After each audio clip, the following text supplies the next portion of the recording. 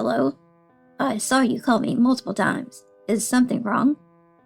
Is something wrong? While you've been on a carefree vacation, things have been chaotic here.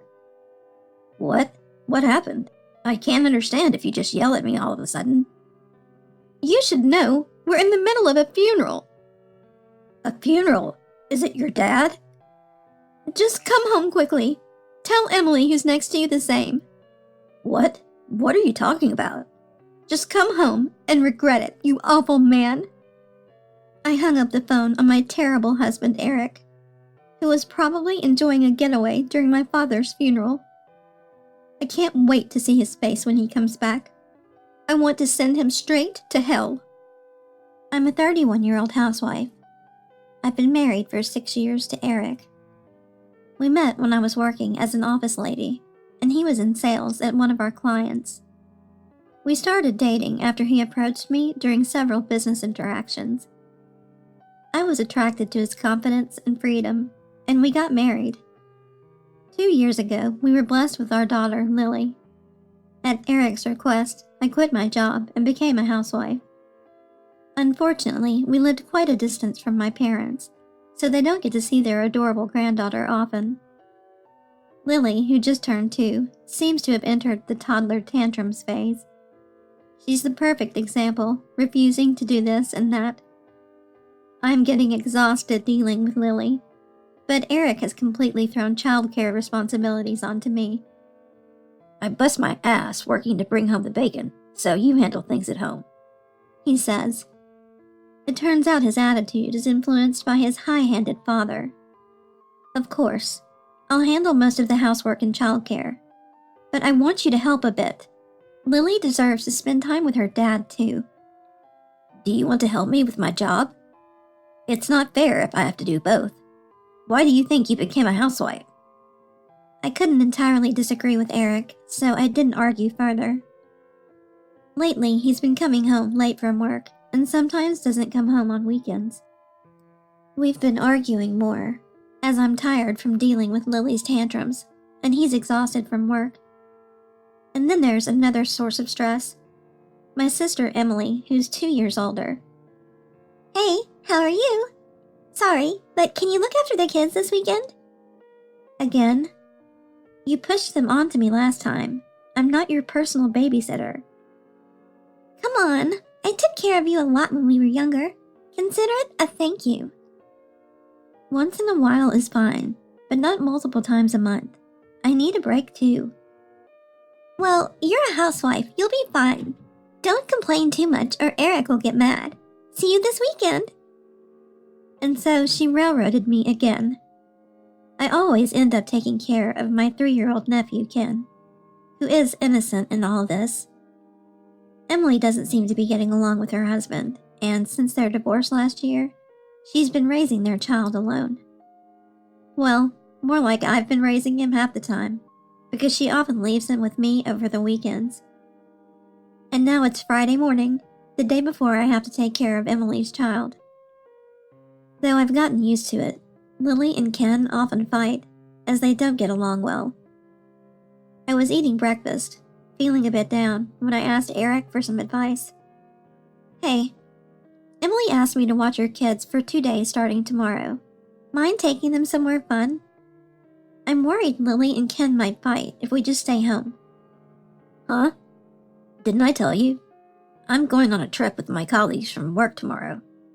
You're gonna have to handle it on your own. What? You never mentioned it. You've been all about work, even on your days off. Spend some time with Lily for once. I told you, it's a work thing. Besides, I've said before that I'm leaving home matters to you. Stop making me repeat myself. And with that, Eric left for work, visibly irritated. I felt like I was doing all the parenting by myself, and found myself holding back tears. I thought, it's like I'm a single parent. While I was busy with household chores, the doorbell rang. Sorry for the last-minute request, but could you watch the kids starting today? Wow, really? We agreed on tomorrow, Emily. You can't just change plans like that. Plans changed. It's now 3 days instead of 2. You're a stay-at-home mom. You can handle it, right? Emily, the way you're saying that makes it sound like, Eric won't be around this weekend. How'd you know? Well, I've just heard from you that he's usually busy and not home on weekends. I just assumed it would be the same this time. Gotta run. Wait, Emily! Before I could stop her, Emily was gone. Something felt off about what Emily said, but I was too focused on taking care of the kids to think more about it. Luckily, Lily and Ken played nicely without biting.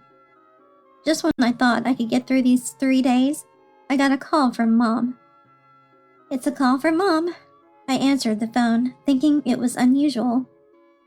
Hello, Mom. What's up? Listen carefully. I just got a call from the police. Dad's been in an accident. I'm heading to the hospital now. You should come too. What? Dad's in an accident? Is he okay?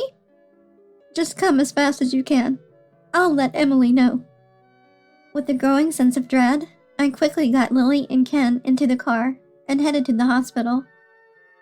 Upon arrival, Mom led me to where Dad was, and I was shocked. He was unrecognizable, hooked up to multiple tubes. Dad, why? What happened? I understood when I saw Dad. It was a grim situation. I realized why Mom didn't give me details over the phone. She was afraid I'd get into an accident too. The doctor said tonight is critical, but I have faith in Dad, Mom said. Right, I can't let the kids see me break down now. By the way, I couldn't reach Emily. Did she leave her kids with you again? Yes, she pushed me into taking them for 3 days starting today. I wonder what she's up to at a time like this. That's my reckless daughter. She's taking advantage of being a single mom. Oh, I need to call Eric. I completely forgot. Hold on. I dialed Eric's number. Hey, listen carefully. Dad's had an accident. I'm at the hospital now. Could you come home right away? What? How bad is it? Hey, can you come here? I'm not sure about the details yet. I sensed hesitation and concern in Eric's voice, though I didn't disclose that the situation was critical. I was worried he might panic and get into an accident just like Mom did. Oh man, I'm already on vacation. It was supposed to be tomorrow, but my colleagues got the afternoon off, so we left. I'll buy new clothes here. What? Seriously? You could have told me. Just come back. It's not a big deal, right? I've only met your father a few times. Plus, I'm already at the vacation spot. I'll visit him when I come back the day after tomorrow. I couldn't believe what he was saying. Prioritizing his vacation over a family emergency? I had kept the critical condition a secret, as not to worry Eric, and this was the result. I was just more than disappointed. I felt a murderous rage. Just as I was about to tell him how critical the situation was, I heard a faint female voice on the other end of the line. Hey, what are you doing? Let's go. That's when I realized Eric was not on a last-minute trip with a colleague. He was having an affair. I was beyond angry. I was cold. Fine, whatever. I responded and hung up. What was I going to tell Mom? The last thing I wanted to do was bring up Eric's awful behavior at a time like this. I decided to just say that I couldn't reach him. Once I had some peace, I would head to the courthouse to file for divorce. Still no word from Emily either. Where was she? What was she doing? Taking care of the kids, it struck me how Emily and Eric seemed more alike than ever. The next day, Dad passed away peacefully. Mom, who had been holding it together, broke down in tears, and I couldn't help but join her. After hurriedly arranging the funeral, Mom insisted that I take a break. I left the kids at weekend daycare and went to the courthouse to get divorce papers. Still no word from either Eric or Emily. The two of them were eerily similar, but something felt off. Hey, what are you doing? Let's go! The female voice on Eric's phone. I had been focusing on Eric's affair, but the voice was eerily familiar. No way. That's it. Just like Emily. I thought it was impossible, but decided to look up Emily's social media. There it was. Pictures of her looking happy on vacation. One of the photos was of an outside scene. I saw a reflection of Eric in the window. Eric and Emily? You've got to be kidding me. Everything clicked. Emily had left Ken with me to go off and have an affair with Eric. It all made sense now. The way Emily talked like she knew I had been taking care of the kids alone for the past 3 days. After digging through old photos, I found out Eric and Emily's affair had been going on long before her divorce. I thought of something and decided to take immediate action.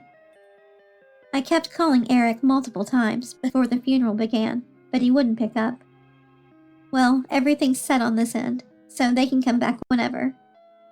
I still haven't told Mom about their affair. This is my revenge. I'll send them both straight to hell. No doubt about it. Finally, after the funeral started, Eric called back. Hello. I saw you called a few times. What's going on? What's going on? While you've been off enjoying your vacation, things here have been a nightmare. Whoa, calm down. How am I supposed to know what you're talking about? You know exactly what I'm talking about. I'm at a funeral. A funeral? Is it father-in-law? Just get back here and tell Emily who's next to you the same. What's this about? Come home and find out. You'll regret it, you awful man. They're probably both panicking right now. I wonder what kind of face they'll make when they get back. Despite being at Dad's funeral, I couldn't concentrate at all. And then, 3 hours later, they came back, both of them together. It's like they're confessing to the affair themselves. Oh, how nice, the two of you came back together. Cheating while Dad was in critical condition? Really? What are you talking about? I just happened to run into Emily. We hurried back, you know. Right, I just found out too. I'd never have an affair with your husband. I get that you're upset about Dad, but calm down. They seem to have coordinated their lies beforehand, thinking they could fool everyone. They are the ones who make fun of people all the time. If they had just apologized honestly, things might have been different. I showed decisive evidence in front of Mom and them. Photos. So you're still lying, huh? What about this photo from Emily's social media? That's Eric's reflection in the window. Wait. It is? Caught red-handed, their faces said it all. And they were speechless. Mom looked visibly strained. What? Emily? You two had this going on? You can't be serious. While Dad was suffering, you were doing this? Emily, I'm cutting all ties with you as of today. The financial support is also over. Never show your face again. Mom said, looking at Emily as if she were filth. Perhaps Mom had her suspicions about Emily seeing someone else. But she never would have imagined it would be my husband. That can't be! Stunned and collapsing, Emily finds comfort in Eric's embrace. I'm divorcing you, Eric. No question about it. Expect to hear from my lawyer about alimony and divorce settlements. And Emily, you're not off the hook either. You'll also be hearing from my attorney. Wait, hold on. Divorce settlements? We have young children. This was just a spur-of-the-moment mistake. Can't you forgive us? I promise this was a one-time thing. We won't cheat again or dump the kids on someone else. Please give us another chance. Are you kidding me? I have children too. What I can't forgive is that both of you knew about my father's accident and still prioritized your affair. I can't forgive someone so heartless. And just like that, without paying any attention to my sobbing, I made Eric write up the divorce papers. The divorce was settled. Also, I knew that this wasn't their first offense. They've been having an affair even before Emily's divorce. I chose not to bring it up here. I didn't want to tarnish my dad's funeral any more than it already was. So I'm done here. Now, get lost. With those words, the two of them slinked away, attracting icy stares from everyone around. 2 weeks after my dad's funeral, I let Emily's ex-husband know about the affair. Furious, he said he would demand alimony and reconsider custody through his lawyer. As for Ken, who was blameless, and had helped out numerous times, I was relieved to know he was innocent. Emily will have a tough time. She's facing alimony demands from both me and her ex, and she can't count on my mom's help anymore. She's been cheating while shoving her childcare responsibilities onto others. She had it coming. As for my ex-husband Eric, I've already informed his workplace about the affair. Now he's doing his job amidst cold stares from colleagues. Eric, whose life revolved only around work and affairs, will probably work even harder now to pay for alimony and child support. As for me, I'm currently living a happy life with Lily and Mom. I don't have plans to remarry yet, but it would be nice to meet someone who truly values me and my family.